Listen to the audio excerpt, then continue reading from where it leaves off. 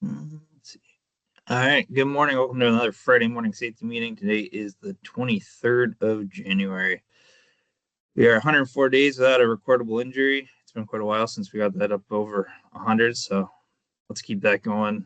Some of these presentations we see, and there's 200, 300 days, and it's like, let's try to get back to that. But we're 64 days without a first aid injury, which is also excellent. 38 days without an at-fault vehicle incident.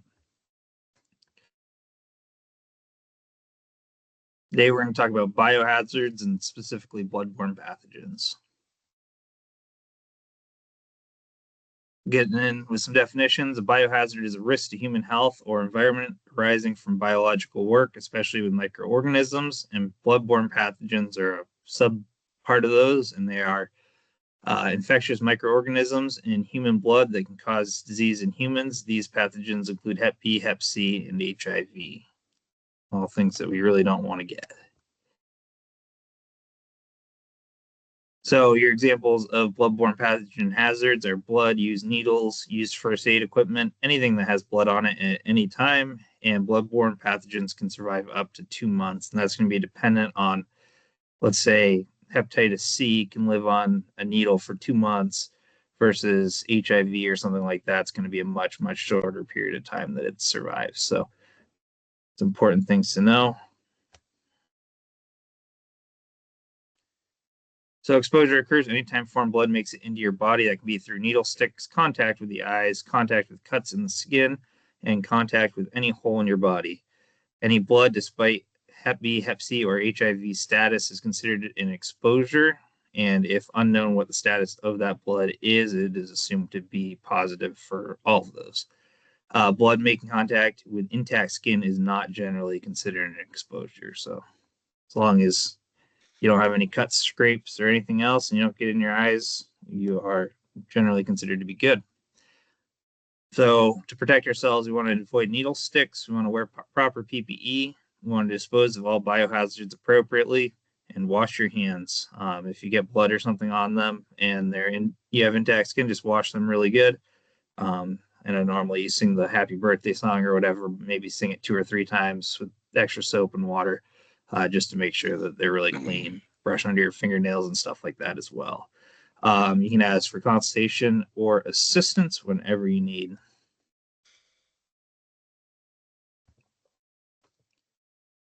If you just have general cleanup to do, that let's say you have bloody paper towels or something like that, you want to just wear nitrile oil or rubber gloves.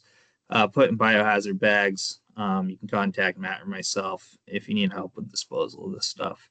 If you don't have the fancy red biohazard bags to start, just start with trash bags and then we can transfer them into something better. But we just want to get them in some sort of containment early and then we can move on to more appropriate ways of disposal after that. So we get a needle cleanup. So these are going to be your two common types of needles. The ones on the left are your insulin needles. They're a very short needle. They're fixed to the syringe itself, and they're going to be a very fine, fine prick. What's nice about them is they have orange caps on them, which makes them easier to see. A lot of times those fall off. And don't think just because they're capped, they're somehow safe. What happens with these a lot is that the needles will bend because they're very malleable and they'll actually stick through the side of the caps. So you could go to pick them up if you're not being careful, and the needle could be either bent back towards the barrel of the syringe or it could be sticking through the cap. The other thing that can happen is these might be laying on the ground. It looks like the needle's broken off, but there's still a little bit of the needle that's left there from when they got snapped. The one on the right is a needle attached to a syringe, which are less common because they're not distributed as much for harm reduction measures, as they call them. On the left, you have IV needles, and then on the right, you have self-retracting needles. Once again, if something like that bends, it's not going to retract fully. Good example of those are EpiPens and stuff like that.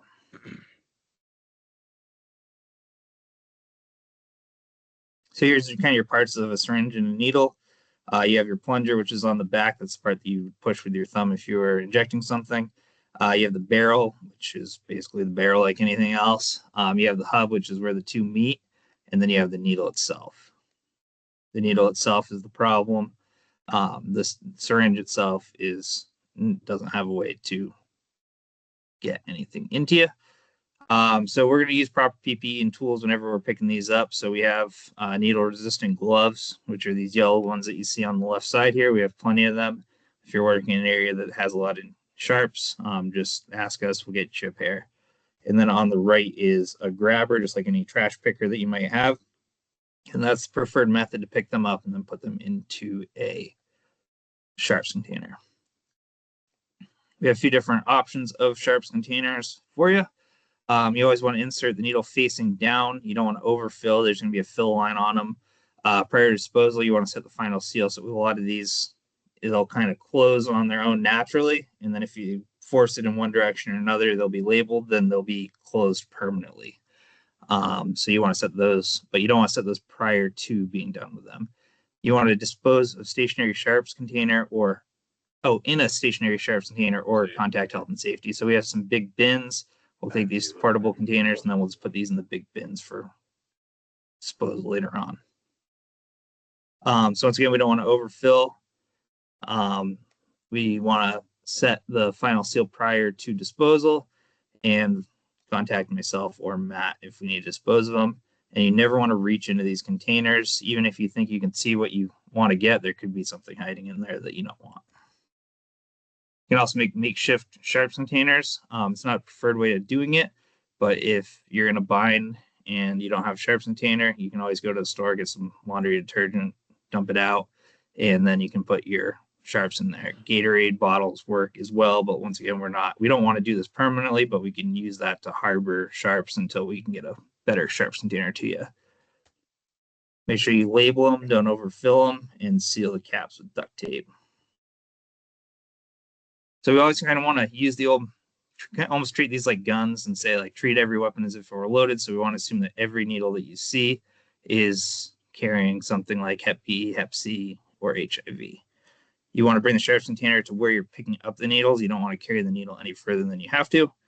You want to use tools like the grabbers to pick up sharps whenever possible. We want to wear PPE, whether it's needle-resistant gloves or at least cut-resistant gloves with rubber gloves over or under them. Once you pick up the sharp, you don't want to put it down except for in a sharps container. Only pick up needles that are on a flat surface. So if it's in kind of the snow sticking up or whatever, you don't know what's underneath it. So you want to either kick it with a solid boot, shovel, something like that, to where it's going to be able to just be individually picked up. And if the needles are in a pile, you want to separate them with a shovel or grabber before picking them up. You never want to recap a needle, and you can review our procedure on sharps handling prior to doing so if you need. And you always want to wash your hands afterwards. Anytime you're picking these up, if it's just a needle, like what you have on the left, you want to grab it by the hub. And if it's a needle syringe combination, like an insulin needle, you want to grab it at the plunger end of the barrel. You can see they're all labeled nicely, so the best place to pick them up is right around the 75.75 ml line. The town went down there and they had a full 1 ton full. If you do have an exposure, so you get stuck or you get blood in your eyes or something like that, you want to stay calm. If possible, you want to put the contaminated object in its own container for testing, which may or may not be possible. You want to remove any PPE and wash the area for a couple of minutes, and then you want to contact health and safety. If you are exposed, generally it's not going to be a life-shattering event, but we do need to monitor for it. So if you do get into the bind of getting stuck with a dirty needle, as I've gotten into a couple times in my life, you end up with 12 blood draws over 6 months generally. If a high-risk stick is suspected, they may put you on antivirals, which make you feel really gross, and it's not a pleasant experience.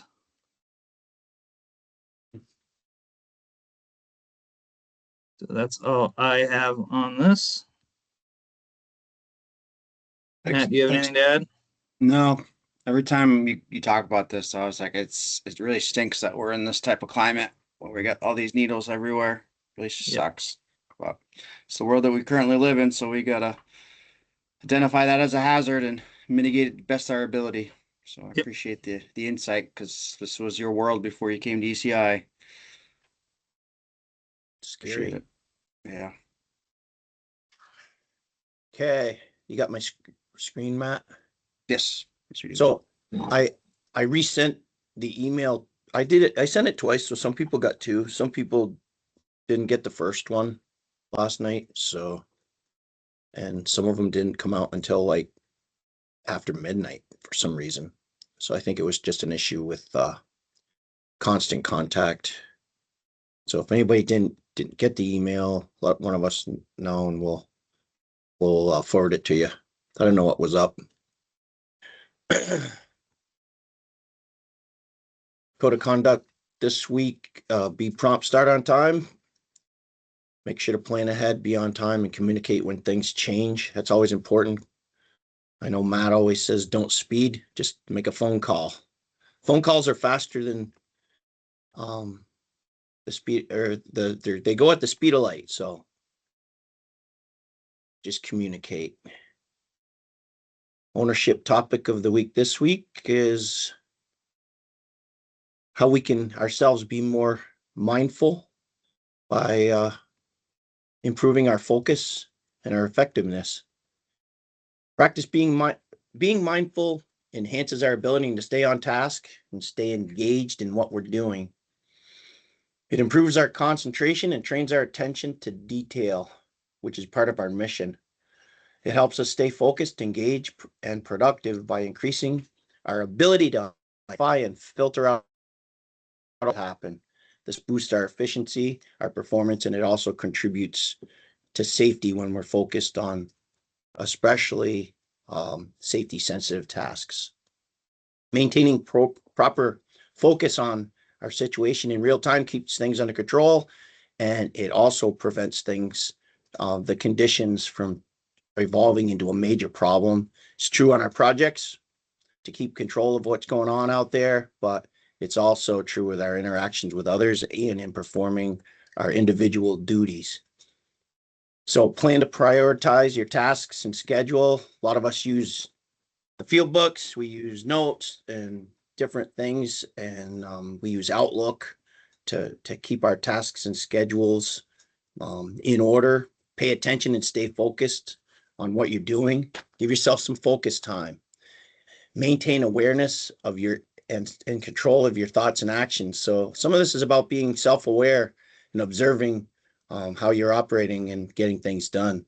When you notice your attention wandering and getting filled with all those extra things that bug us, try to bring it back to the task at hand, and you can maximize your potential by refining the day as it comes, and you can train yourself to be better. So as employee owners, we owe it to ourselves and each other to do our best and always work to continuously improve. Practicing real-time awareness in what we say and what we do enhances our team and makes us more effective, more productive, and it consequently makes it a lot safer for everyone. So thanks for being mindful. It's a topic I don't believe we've talked about too much before, but it's an important concept. So cold weather's coming this weekend. I get this from Pat. He sent it out a few days ago. Extremely cold temperatures are being forecast for the weekend. Top off your fuel tanks in your trucks and your equipment. Make sure to use the treated fuel for the diesel engines. If you do start a piece of equipment at the end of the week here, or after you fill it up to move it, make sure that you run it for 15 or 20 minutes before shutting it down for the weekend to make sure the batteries are fully charged. If they have a disconnect or a master switch, shut that off. And then on Monday, if you have equipment that's not needed until later in the day, if you don't need it, don't start it until it warms up a little bit later on in the day. Always reach out to the shop crew if you have any questions or if you need help getting something started. Another important thing is if you try to start something and it doesn't start and you wear the battery down, call the shop, because you put the battery or batteries into a real low energy state, and that's when they can freeze. And as Pat says here, batteries and fuel filters, both of them are very pricey, and it's a good chance for us to save money by just giving them a call and getting them to come over and get the thing going and get it charged up. Yeah, if you don't have to start it, don't. But if you do, once you fail, you're committed to getting it addressed. So the 2025. So thanks for taking care of this stuff, and let the shop guys and any of the guys in the shop know if you need some help or if you have questions. W-2s, they're generated, and I believe they're going to try to get them in the mail today. That's the goal. And if that's the case, we should see them, depending on the US mail speed, which has been slower lately. We should see them sometime next week or shortly thereafter. If you don't get them in a couple of weeks, reach out to Aaron or Veronica. A week from today, there are another set of appointments for 401k meetings. So if you haven't done so, it's a good thing to do, to go in and talk to, I believe it's probably going to be Laura Strela again. She's very, very knowledgeable, and she's very helpful, and they can help you get onto and view your 401k and how things are being invested, and talk about any options that you'd like to change. I reminded a few people yesterday and figured I'd put it in here. We are in winter floating holiday, the period where we can use our winter floating holiday. So don't forget about it. Some people have already used it. So it's for all full-time regular employees. And we all get one winter floating holiday while we're on active payroll between January 2nd and March 15th of every year. The reason it's the second is because the first is a paid holiday. So it can be used for any planned day off between January 2nd and March 15th. You can use it at any time. And if you don't use it, we're going to ask you to put in for it at the end. And if you don't do that, you're going to get paid anyway, because the people up front are going to load it in, and you're going to get that paid holiday paid out to you in March. So nobody loses it if you don't use it. It's going to be it's a benefit that you're going to get, and it's going to be paid out to you. But we don't allow them to accumulate beyond March. We just pay them out to you. If you quit before you use it, you don't get it. So don't quit. We don't pay quitters. I did put the annual employee giving up here again. We read through it the last couple of weeks, but I left it up for your benefit. We don't have a visitor today, right, Matt? But we're thinking we're going to have one of the visitors next week when Sarah returns. There's a couple of photos of us. I left them in there. This week, Eddie Gaudreau prepared for us. He's off today, so I'll go through it. But he prepared for us the work that we're doing down at the VYCC, the Vermont Youth Conservation Corps. It's in Richmond, and it's one of the monitor barns that you see when you're on the interstate. So ECI was contracted by Negley and Chase Construction Corp in October of 25 to provide underground utility improvements and upgrades related to the VYCC East Monitor Barn Restoration Project. The East Monitor Barn is located just south of Richmond on Route 2. It's adjacent to the previously restored West Monitor Barn. It's a sister structure. It's also owned by VYCC. The two barns can be seen looking east from I-89, just about a mile or so south of the awesome Richmond Bridge that ECI built. ECI began work in November 2025. They've continued to work through the winter, and they're going to complete their work probably around April. They put in 1,200 feet of C900 fire main, water line, 800 feet of services to 3 different buildings. And I believe one of them also connected up with the West Monitor barn. There's also a 1,500 gallon precast water storage tank. They're also putting a 9,000 gallon septic tank, 1,500 gallon grease trap. There's a precast pump station, valve vault, and 1,600 feet of 2-inch force main. So there's also a gravel wetland to be constructed to get them in compliance with the state of Vermont stormwater regs. So the electrical team's also been supporting the crew with the power and communication conduits, the site lighting, EV charger bases, and also a transformer vault. There was a bunch of coring into these very thick 3 and 4 foot foundations into these barns. And they were challenging. Jerry and his crew, they got it done. That's a deep core. You got to keep adding 18-inch or 1 foot sections onto your core drill to get that core drill through a 4 foot wall. That's quite a feat. So the project date has to date has been a little bit challenging. A lot of the guys are on snow removal as well, but the coordination between snow and the job has been it's been good. The team's managed to make it all work, and the customer seems to be very, very satisfied. So the VYCC there's the west barn. It's a fancy photo. We didn't take it. We snipped it off of their website, but that's the previously restored barn.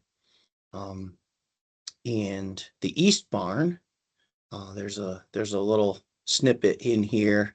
The barn was built in 1901. It's one of the few remaining large barns of its time. It's in a lot of disrepair over the years, and it's being restored. One of our operators, Delwyn Gilly, he used to run excavator for us. He was on my crew, and every time we passed those barns, he actually purchased his first car and rolled it out of that barn. It was 1920 something Chevy or something. It was an old relic, but he used to talk about those barns when they were in operation when he was a kid. We got a couple of photos of the it's kind of hard to see, but just some of the plans. I guess if you're looking on your computer, you might be able to see them up close, but I didn't include them, so I popped them in here. So it was a good effort on the engineers to design all these different things that they did to supplement this project. Here we have the C900 fire main installation and water line. And look at those roots. That's the sewer force main right there on the left. Looks like we got some new technology doing some as-builts there with the GPS and utility conduits. It's a little bit of everything over here. And starts getting snowy out, and they start pulling some frost and getting ready for that storm wetland, which is right here, digging the storm wetland area. That's one of those areas that, like we've seen before, where they put the fabric and all the different types of gravels and piping in for stormwater treatment. There's the bottom of the excavation with the stormwater structure in place, and then some of that stormwater piping and clean outs to direct it out into the storm area from the structure. I was checking out those mountains in the background. Pretty awesome where we work sometimes. The septic tank and grease trap, deep excavation next to the barn required double stack boxes. So here you've got them set. They got the first box set. And then there we have the second box on top of it. And then we've got the grease trap and the septic tank. Now that's right next to that east monitor barn. We got a few pictures of some of the cores. These foundations are composite foundations. A lot of them are stone, as you can see on the left, but then they've got, they've beefed it up over the years with different sections of concrete. So some of these cores are like 4 feet to get from the inside to the outside. Yeah, there's one. The picture down on the right is on the inside, coring out through that old structure. So that's pretty cool. I think there were 30 of those cores, 30 plus. Got a few photos from the archives for the truckers. This was a good truck.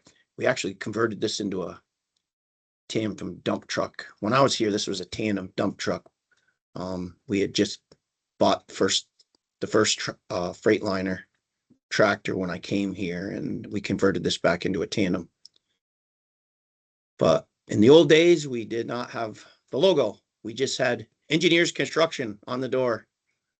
I remember when I came here, I got picked on because I thought that they should draw lines on the door to line up the engineers and the construction, because almost all our stuff that had the old logo on it, it used to drive me crazy. The engineers was always tipped towards the back, and then the construction was always tipped up.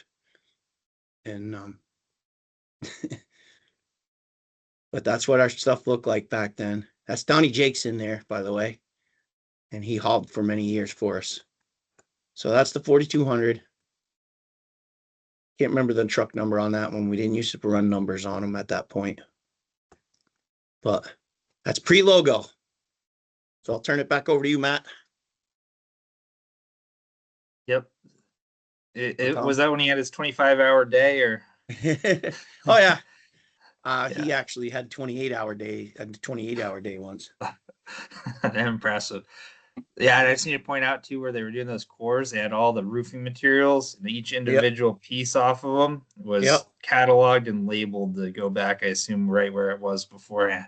Oh, so, yeah. All right. So have a great day. Have a safe day. Enjoy your weekend. If you're watching a group setting, please send over your attendance and we can get you marked down. Thanks, Tom. Thanks, guys. Be safe.